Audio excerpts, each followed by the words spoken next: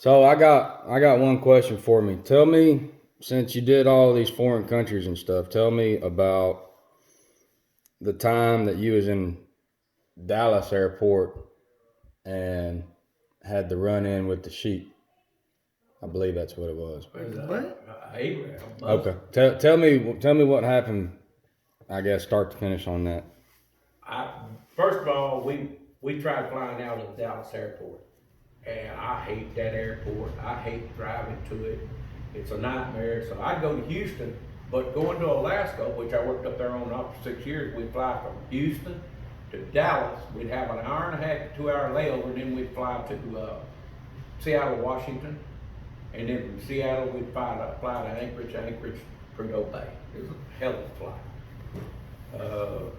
So anyway, we'd get off there in Dallas because we'd have a couple hours, and as you walk out of our terminal, they had a little poop deck up there, we called it. It was a bar, and we'd have a few drinks. It'd usually be me and Buddy and all of us, or 2 or 3 of us. So there's a staircase going up to that poop deck bar, and underneath it there was a booth, pretty good sized booth. And they had little t-shirts and stuff and everything else in there.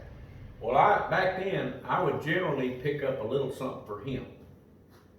And so they had a little old Dallas Cowboy t-shirt looking thing. I said, you know what, that'd be good.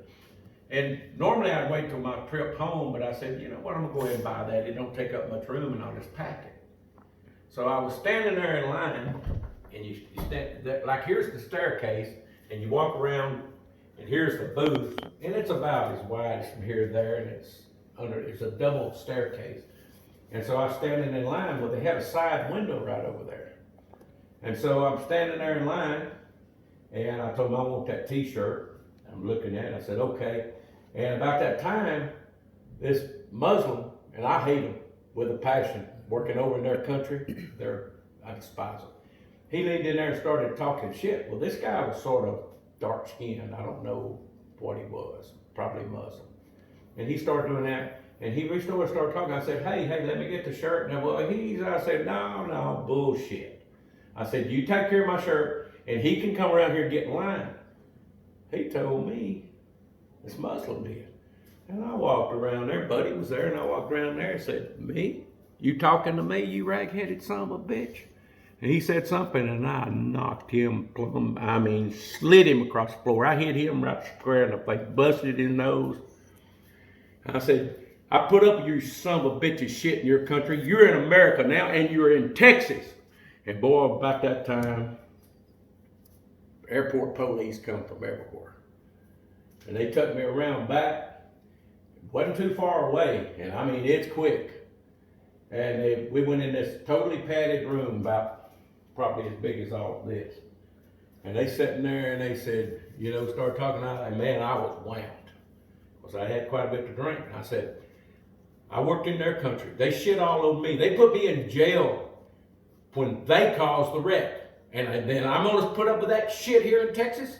I said, never. And he turned around, they looked at me, and they said, if you don't shut up, you're fixing to go to jail. And then it dawned on me.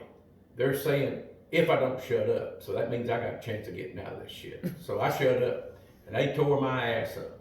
If you ever come, they got all my identification, they got my driver's license number. If you ever come through this airport again doing this shit, there won't be a second time. I said, I understand it. I said, they turned around and they said, we understand, but you can't do that here. I said, yes, sir, understood. They said, well, you have a safe trip to Alaska, because they had to know where I'm going. And back then, I'm a Mason. So back then, I wore my ring when I traveled. And I turned around, they said, now you better hurry and get on your flight. I said, okay, and I started to walk out, and they said, Brother Wilcox. Turned around, and there was 4 of them, and they all had their rings on. They didn't have them on before, and they said, brother, this is it. So that's why I got by, because they were all Masons too. That's the only time I don't use being a Mason. I don't use it or abuse it. But anyway, that's what saved me. So all of them are sitting on the plane, and they're actually holding the plane, and I run on that stewardess going like this, and I run on there and got on the plane, and everybody stood up clapping, the entire plane. And Buddy was on there, Dad, way to go, D, that's my friend.